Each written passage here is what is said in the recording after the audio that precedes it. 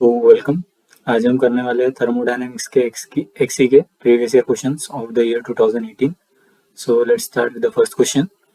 क्या दे रखा है उन्होंने? When a fix mass of air water vapour mixture, ठीक है, फिक्स मास बोला है, is heated at a constant pressure. ठीक है, तो साइकोमेट्रिक चार्ट हमारा किस तरीके से दिखता है, कुछ इस तरीके से दिखता है। ठीक है, ये होती है 100% रिलेटिव ह्यूमिडिटी लाइन, ये वाली, और कांस्टेंट रिलेटिव ह्यूमिडिटी लाइन कुछ इस तरीके से दिखती है। ठीक, और इधर साइड होता है ड्राई बल्ब टेम्परेचर, जो इस डायरेक्शन में इंक्रीज करता है, और इधर होता है ओमेगा, दैट इज क्या बोलते हैं इसको, humidity ratio.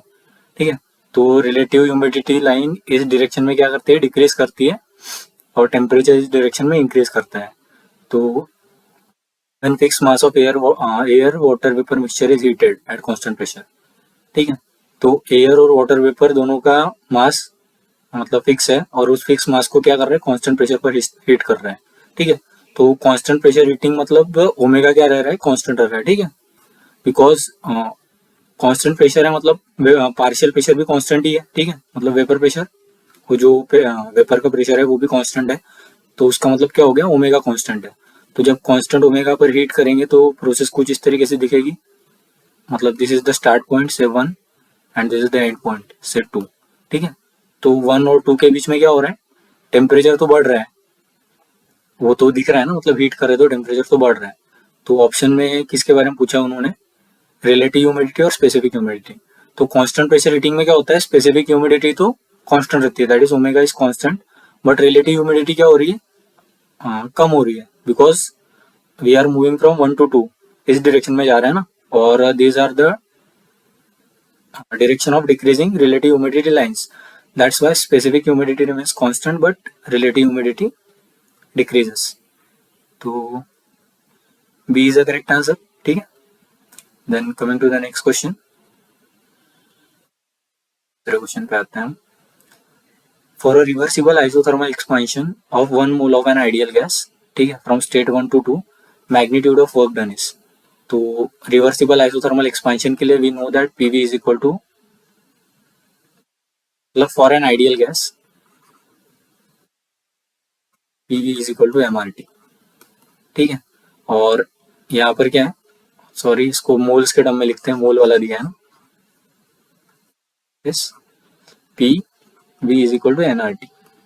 So for 1 mole N is constant, R यहाँ पर यूनिवर्सल गैस कांस्टेंट आएगा, बिकॉज यहाँ पर हम मोल्स यूज कर रहे हैं। ठीक है, and T is constant, so PV is constant for an ideal gas undergoing an isothermal process, and we know that work done is given by integral P dV। ठीक है, फ्रॉम स्टेट 1 to 2, मैग्नीट्यूड निकालना है इसका। तो for isothermal process W is equal to, P को replace करेंगे किससे, C by V integral dV।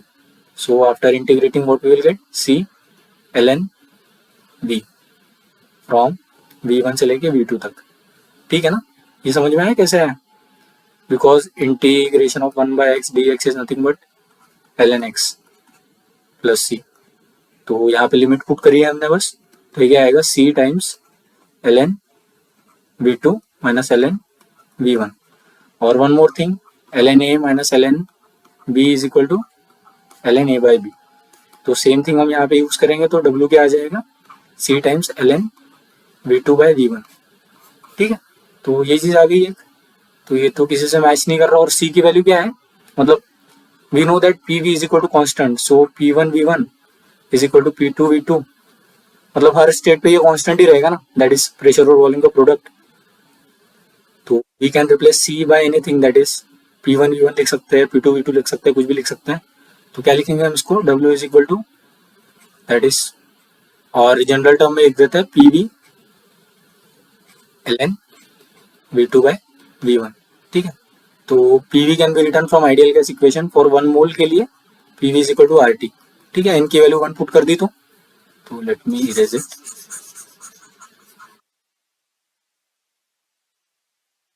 W क्या आ जाएगा, it is nothing but PV को रिप्लेस कर रहे हैं ना, तो it is RT times ln V2 by V1। Similarly ये वाले आर्गुमेंट्स है, मतलब यहाँ पे V2 बाई V1 वाला तो कोई ऑप्शन नहीं दिख रहा है, और तो फिर क्या करेंगे, V2 बाई V1 को P2/P1 से, मतलब V2/V1 को प्रेशर रेशियो के फॉर्म में लिखेंगे। कैसे लिखेंगे? From this equation we can write that is P1V1 is equal to P2V2, so V2/V1 is nothing but equal to P1/P2। ठीक है, तो यहाँ पे क्या आ जाएगा?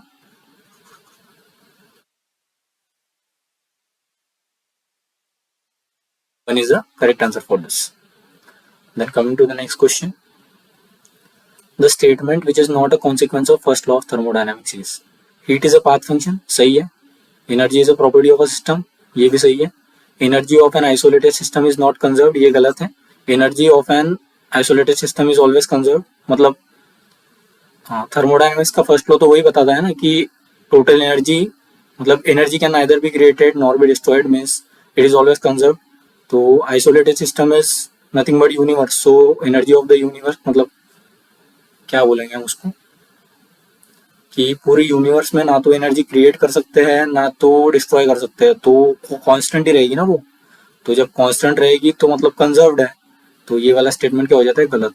और perpetual motion machine of first kind is not possible, so this is correct, so C is the correct answer for this. ठीक है, देन नेक्स्ट क्वेश्चन,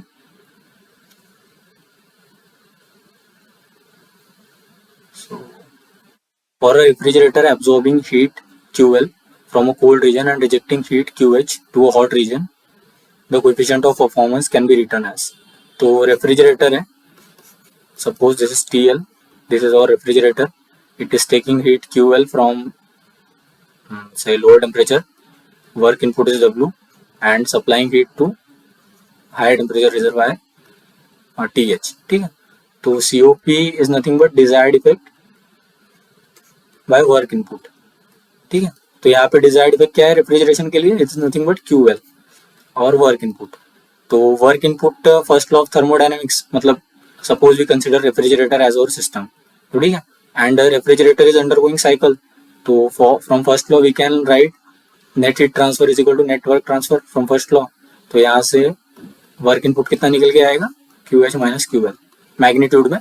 ठीक है, तो हमें मैग्नीट्यूड से ही मतलब है, तो यहाँ से COP क्या आ जाएगा?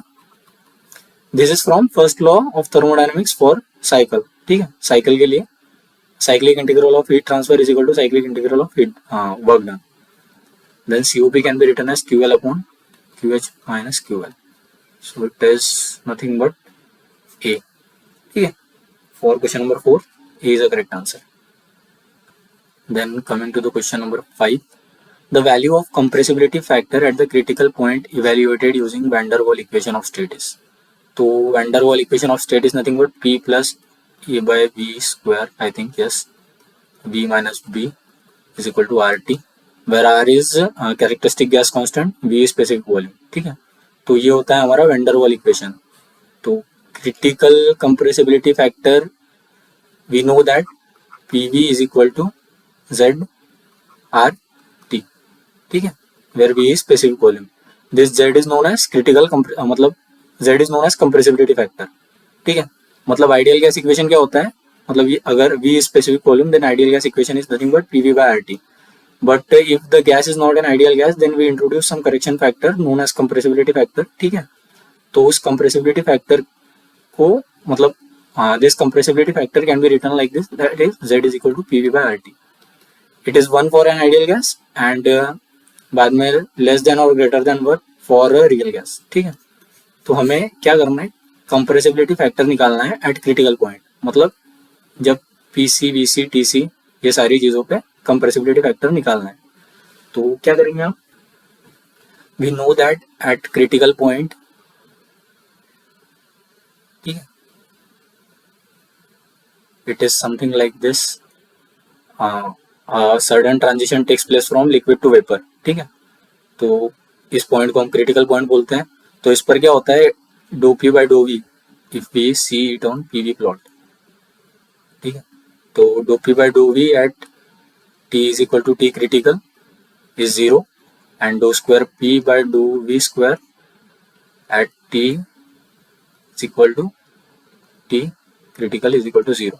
ठीक है, तो ये दो चीजें करनी है हमें, मतलब ये तो यहाँ पर मतलब स्लोप भी 0 हो रहा है, do P by do V 0 हो रहा है। ठीक है, दिख रहा है, और दूसरा क्या है? ये पॉइंट ऑफ इन्फ्लेक्शन भी है। ठीक है, मतलब फर्स्ट डेरिवेटिव भी जीरो हो रहा है और सेकंड डेरिवेटिव भी जीरो है। पॉइंट ऑफ इन्फ्लेक्शन मतलब ये जो कर्व है इसकी, इसका वो जो कॉनकेव से कॉन्वेक्स हो रहा है, मतलब कॉनकेव कॉन्वेक्स कौन सा है वो देख लेना आप एक बार, मतलब कॉनकेविटी चेंज हो रही है, ठीक है।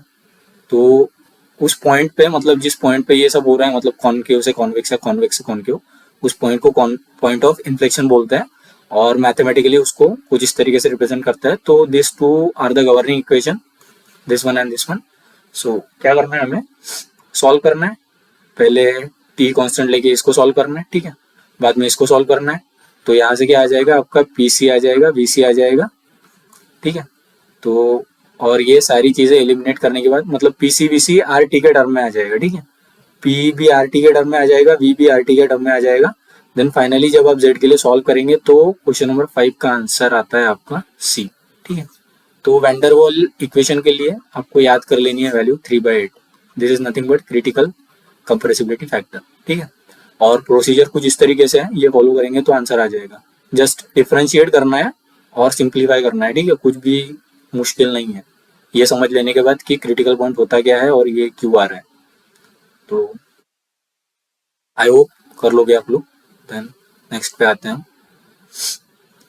Vapour pressure of a liquid, let me check. तो vapour pressure of a liquid at 8 degree celsius is 2.7 kPa, ठीक है। It's enthalpy of vaporisation is constant and equal to this much mole, kilo joule per kilo mole के term में दिया है। And R is also given, this is universal gas constant, temperature in degree Celsius at a vapor pressure of this much, ठीक है। तो सीधे सीधे समझ में आ रहा है कि एंथैल्पी ऑफ वेपराइजेशन दिया है और एक टेम्परेचर दिया है और एक वेपर प्रेशर दिया है और एक वेपर प्रेशर दिया है और एक टेम्परेचर नहीं दिया है। तो क्या करना है, हमें क्लॉसियस क्लैपिरॉन इक्वेशन लगाना है। तो क्या होता है वो, that is ln p sat 2 by p sat 1 is equal to hfg by r 1 T sat 1 minus 1 T sat 2, ठीक है। यहाँ पे 2/1 है और यहाँ 1/2 है। और ये कैसे आता है, ये मैंने मेरे पिछले वीडियो में बताया, मतलब कोई एक प्रीवियस ईयर क्वेश्चन ही है थर्मो का, जिसमें क्लॉसियस क्लैपिरॉन इक्वेशन कैसे डिराइव करते हैं, मतलब वो डिराइव करने के लिए नहीं पूछा था, उसमें भी एक क्वेश्चन ही था, तो मैंने वहाँ पे डिराइव करके भी दिखाया है, तो वो देख लेना एक बार। तो यहाँ पे याद रखने वाली बात क्या है, अगर आप याद कर रहे हो इस इक्वेशन को, तो यहाँ पर 2 मतलब प्रेशर लिखते समय यहाँ 2/1 है, ठीक है। मतलब अगर आप डिराइव कर रहे हो तो आपको तो ये याद में ही रहेगा। अगर डिराइव नहीं किया है, वो वीडियो नहीं देखा है या खुद से कभी नहीं किया है या बुक नहीं पढ़ी है, तो अगर याद ही करना है सीधे, तो क्या करना है कि प्रेशर में 2/1 रहेगा, लेकिन टेम्परेचर लिखते समय 1 और 2 लिखना है।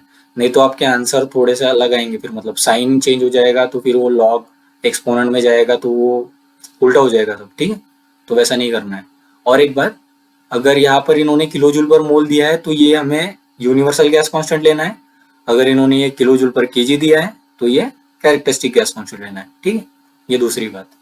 तो इतना सब करेंगे आप तो क्वेश्चन नंबर 6 का आंसर आ जाएगा। वैल्यू रखने के बाद हमें इसके लिए निकालना है ना, तो इसको हम सपोज पी सेट 2 बोल रहे हैं, इसको पी सेट 1 बोल रहे हैं।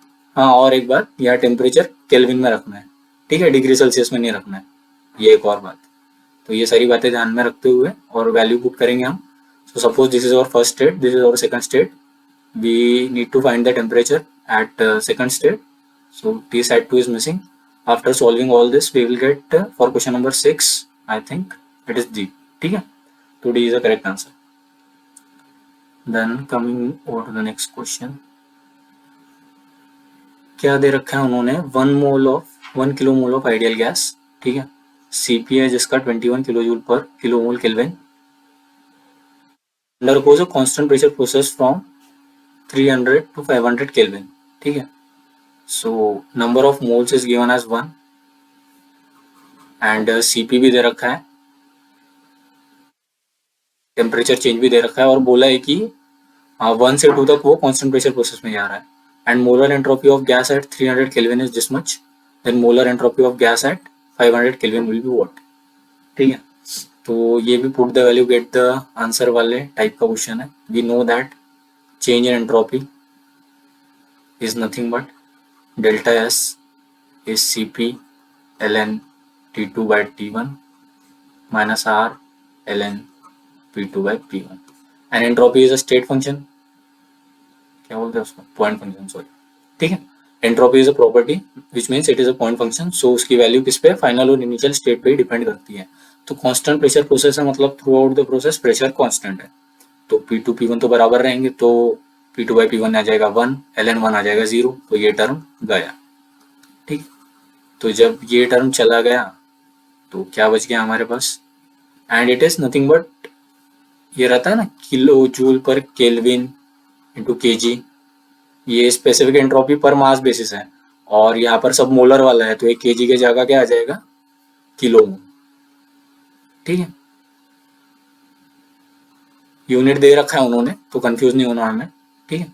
Kilo joule per kilo mole kelvin, तो दोनों साइड क्या करेंगे हम, मोल से मल्टीप्लाई कर देंगे, दैट इज एन से मल्टीप्लाई कर देंगे नंबर ऑफ मोल से, तो इसको फिर कैपिटल टर्म में लिख लेते हैं, so it will be delta S, it is molar entropy, ठीक है। तो S2 minus S1 is nothing but n C P ln T2 by T1, ठीक है। So n is given as 1 kilo mole, ठीक है।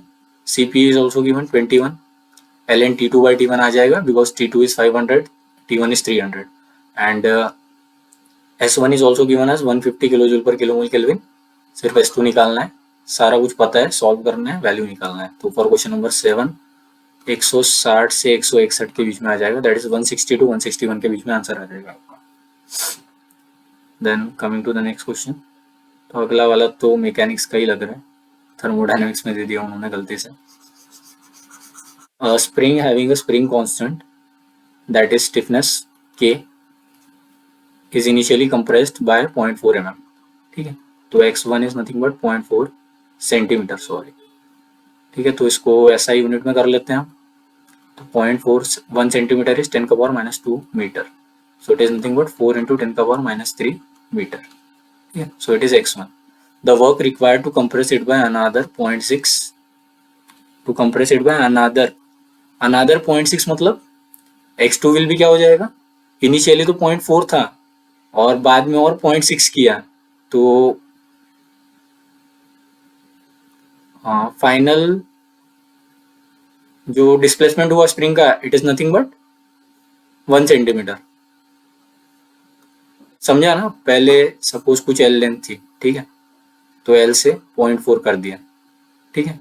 देन लेट मी, एक बार मैं करके देख लेता हूँ फिर बताता हूँ।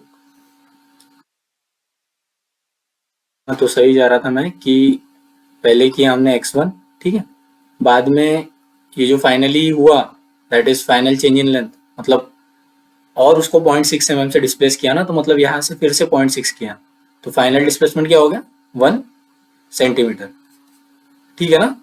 तो we know that work done by spring is nothing but, अगर स्प्रिंग लीनियर है तो work done by it is nothing but half times kx², ठीक है, because work done by spring is path dependent, मतलब पाथ पे depend करता है, तो जनरली इसको ऐसे लिख सकते हैं, ये ज़्यादा अच्छे से समझ में आएगा। Suppose for elemental displacement dw, work done by spring is nothing but force into, that is force applied on spring multiplied by displacement, ठीक। Suppose we are moving from state 1 to 2 and we know that force on a linear spring is proportional to displacement and it is in a negative direction of acceleration, ठीक है। So it is nothing but kx dx from 1 to 2,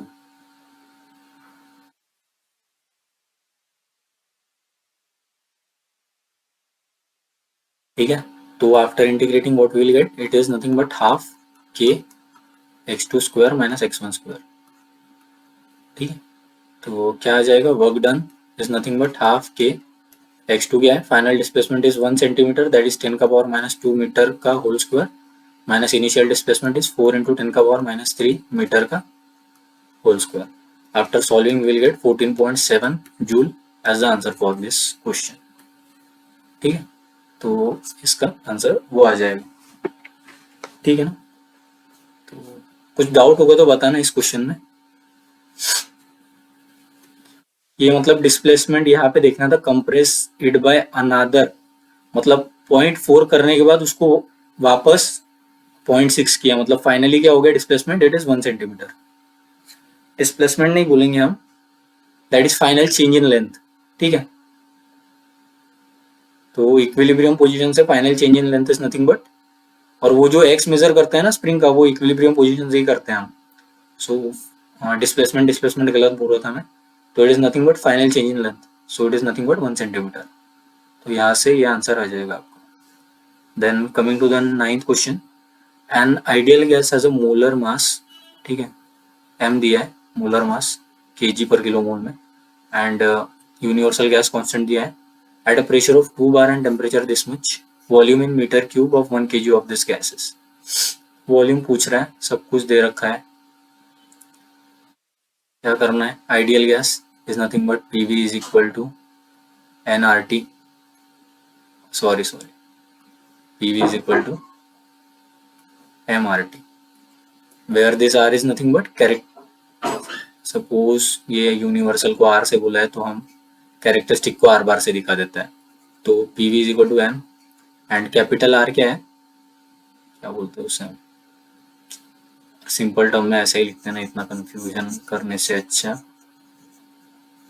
जो बचपन में पढ़ा था ideal gas equation, that is PV is equal to nRT, जब हमें कुछ भी नहीं पता था। Then PV is equal to n can be written as mass by molar mass, and R is universal gas constant into T, ठीक है। तो पी इज 2 bar, तो 2 इंटू 10 का पावर 5, यूनिट का ध्यान रखना है, V is in metre cube, 1 bar is equal to 10 का power 5 newton per metre square, जिसको नहीं पता होगा वो आज से ध्यान में रखो, ठीक है, into volume is equal to mass is 1 kg and molar mass is kg per kilo mole, so 40, एंड ये 1 kg था, ये kg पर किलो मोल है, ठीक है। और यहाँ पर भी इसको थोड़े अच्छे स्पेस में करता हूँ मैं, यूनिट में बहुत ज़्यादा कंफ्यूजन होगा नहीं तो।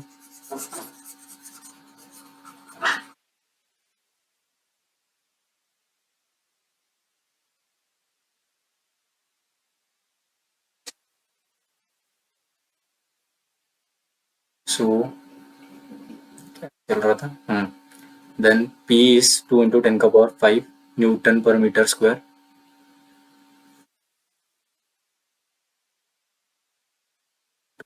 टेन का पावर 5, ठीक है, बार में दिया था तो इसको न्यूटन पर मीटर स्क्वायर में किया मैंने, मल्टीप्लाइड बाय वॉल्यूम आता है हमारा मीटर क्यूब में, ठीक है,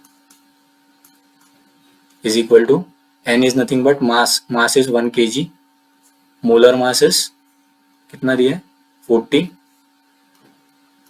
kg पर किलो मोल, ठीक है। आर की value is 8.314, unit is kg per kilo mole kelvin, kg per kilo mole kelvin, और टी की वैल्यू 300, इट्स इन केल्विन, ठीक है। तो इट इज 2 इंटू 10 का पावर 5, क्या हो गया फिर देखते हैं क्या क्या होता है, it is newton per metre square, to V का यूनिट है metre cube, is equal to 1/40, kg cancel हो गया, किलो मोल ऊपर गया, ठीक है, और into 8.314 kilo joule per, right it properly, kilo mole kelvin multiplied by 300 kelvin, kelvin से केल्विन कैंसिल हो गया, किलो मोल से किलो मोल कैंसिल हो गया, तो इधर साइड क्या बचा 8.314 इंटू 300/40, यूनिट कौन सा बचा है इधर, किलो जूल, सिर्फ किलो जूल बचा है, ठीक है। और इधर क्या बचा है 2 इंटू 10 का power 5 newton metre into volume, ठीक है ना, मीटर स्क्वायर से मीटर क्यूब गया तो यहाँ यूनिट क्या बचा है न्यूटन मीटर, और यहाँ क्या बचा है किलो जूल, तो वी नो दैट 8.314 इंटू 300/40, तो किलो की वैल्यू आती है 10 का पावर 3 and joule is nothing but newton metre, ठीक है। तो अब दोनों साइड यूनिट कंसिस्टेंट दिख रहा है, इंटू वी, ठीक है, यूनिट मैच हो गए दोनों साइड के, मतलब ये इसको किलो जूल को हटा देने के बाद, मतलब जूल का किलो यहाँ पे हमने हटा दिया, मतलब इधर लिख लिया, तो यूनिट मैच हो गए दोनों साइड के। तो हमने वॉल्यूम किस में लिया था, मीटर क्यूब में। तो इसको सॉल्व करेंगे हम, that is v is equal to 8.314 into 300 divide by 40 into 2 into 10⁵। तो यहाँ से हमारा वॉल्यूम निकल के आएगा मीटर क्यूब में। तो वो कौन सा क्वेश्चन नंबर है ये, इट इज 9। तो 9 का आंसर आता है 0.32 के बीच में मीटर क्यूब। ठीक, देन नेक्स्ट क्वेश्चन पे आते हैं। It is the following statement for an ideal gas undergoing reversible non-flow process. Ideal gas है, रिवर्सिबल नॉन फ्लो प्रोसेस में जा रही है, रिवर्सिबल, ठीक है, और नॉन फ्लो है। तो क्या बोल रहा है, if the process is adiabatic then change in enthalpy of the gas is necessarily zero. तो ऐसा कुछ जरूरी नहीं है। If the process is adiabatic the change in entropy of the gas is necessarily zero, ये तो सही है। Why, because if the process is reversible as well as adiabatic then change in entropy of an ideal gas is always zero. ठीक है, मतलब वो हमेशा isentropic process होती है। Reversible adiabatic process is always isentropic, and isentropic is nothing but constant entropic process. ठीक है, and if the process is isothermal then change in enthalpy of the gas is necessarily zero, ये भी सही है। Why, because ideal gas, for an ideal gas enthalpy is a function of temperature only, and if enthalpy is a function of temperature only, so change in enthalpy also depends upon difference of their temperature, and if the process is isothermal then temperature is constant throughout the process, तो difference क्या आ जाएगा, zero. तो enthalpy क्या हो जाएगी, zero. ठीक है, so Q and R are the correct answer, and rest of the question we will see in next part। ठीक है, so thanks।